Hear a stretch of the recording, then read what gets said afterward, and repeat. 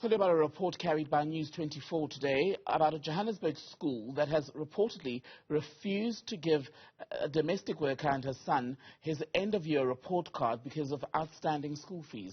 The mother has accused staff members at the Glenvista High School of not just refusing to give them the report card but also being rude.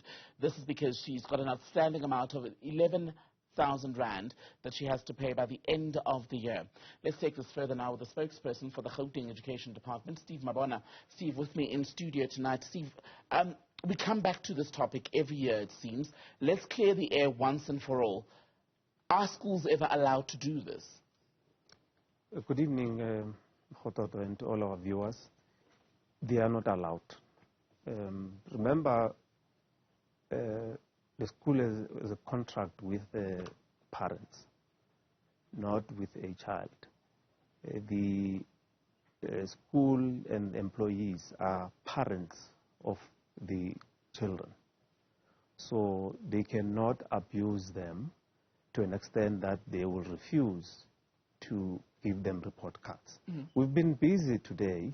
We've been fielding a lot of complaints coming from parents. About the same issue? About the same issue. Not only the lack of paying fees, but also we learned in some areas schools were compelling, parents to pay what they termed a donation in our no-fee paying schools. To a certain extent, those that would have lost textbooks as well, they withheld those reports, So we've been interacting with the entire district population to say interact with the principals and let's make sure that there's no report that will be withheld from parents. So it's not allowed. But what we have seen is some parents abdicating their responsibilities, because if you know that you owe the school, you need to make arrangements, and that you do it way ahead of time. You don't wait up until it's end of the year, then you say, no, but I don't have money. So what actually is supposed to happen? I mean, you say, for example, parents are supposed to approach the school, make arrangements, but in a case such as this where you've got a mother who says she does not have the money, she owes Glenvista High 11,000 rand, what is the law on the way in which this situation should be handled? The parents need to consent. They will have a document that they will fill and make sure that necessary arrangements are made for the payment of a debt. But probably the following year, if the parent, is not in a position of paying, there's what we call exemption. Schools exempt some parents who cannot afford to pay school fees. They will then grant them that exemption. But the department will be paying, for them in a way, because all the exemptions within the department must make sure that the school gets that allocation that would have been coming from parents that who cannot pay. But there need to be a proof that you cannot do that, because often times parents will come to a school with a very expensive car, having those keys in his hand or his hand and say, I can't afford school fees. But when you look at one who's driving, you ask yourself, how can you say you cannot pay school fees? So, but there are those deserving parents who will not be in a position to pay school fees, and they are exempted. Because in this instance, News24 says this mother is a domestic worker. In fact, her employer even went with her to the school, and that's when they were ultimately given this report. It also leads you to something else that needs unpacking, where you wouldn't give the report to the parent, but you'll hand it over once her employer comes onto the scene. But that's a story for another day. I want to go to the exemptions. Do they apply at all public schools? Because I know that they're also split into quintiles, am I right? They apply. Remember, the fee-paying schools are your quintile 4 and 5. So from quintile 1 to 3, those are no fee-paying schools. And that's where you have this donation that is being required from parents. And to a certain extent, they will say, give us this donation, and they want to withhold the report cards, and which is not allowed. And we've been saying, this must stop. But to a certain extent, the money that they use, it assists the school where they have agreed with parents to say, we're going to request a donation.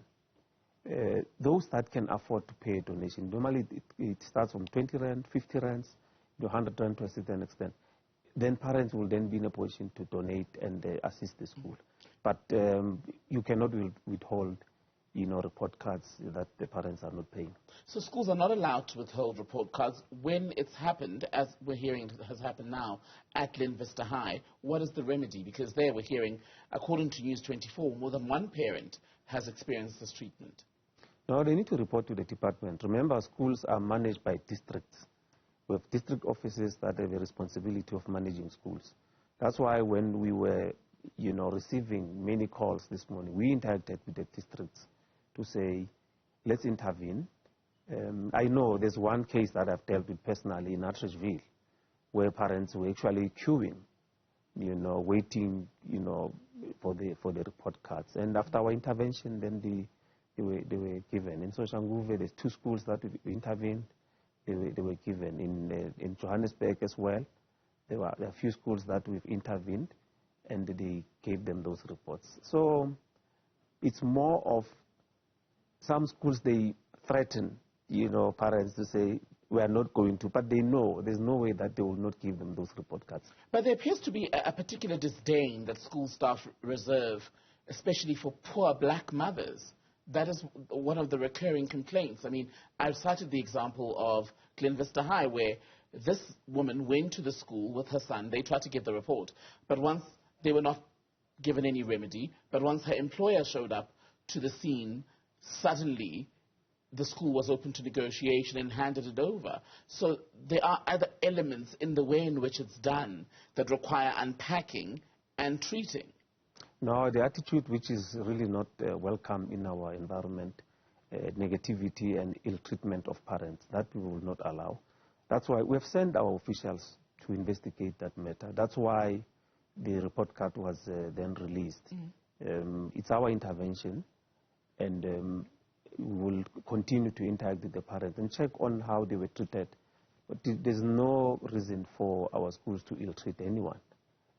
That we will pursue and check on what happened. But overall, we know that today we've been very busy, intervening on parents, where their report cards were withheld. Just quickly on the consequences, what's the worst that can happen to a school that does this repeatedly? No, the officials, you will then, take them through the due process of our internal disciplinary.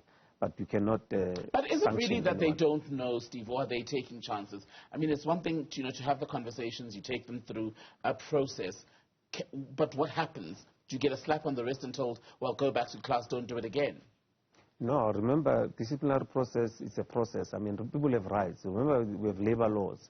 You can't just do as you please. You need to take anyone that is charged or their allegations, you must take them through the process. I get that, but I'm trying to understand and then the sanction. What is the most serious consequence they can face for doing this once they've been found guilty at the end of the legal process? Any transgression of code of conduct, sanctions will vary from a written warning, from a final written warning, from salary suspension for 2-3 months. It depends on the veracity and on what is it that you have done or you have transgressed. And if you are found guilty, then the sanction, they look at the mitigating factors, because you might be charged and found wrong, but when you mitigate, then the process, come to your way to say, okay, we see that there was no malice or whatever. If there's malice, then they will give you an appropriate sanction.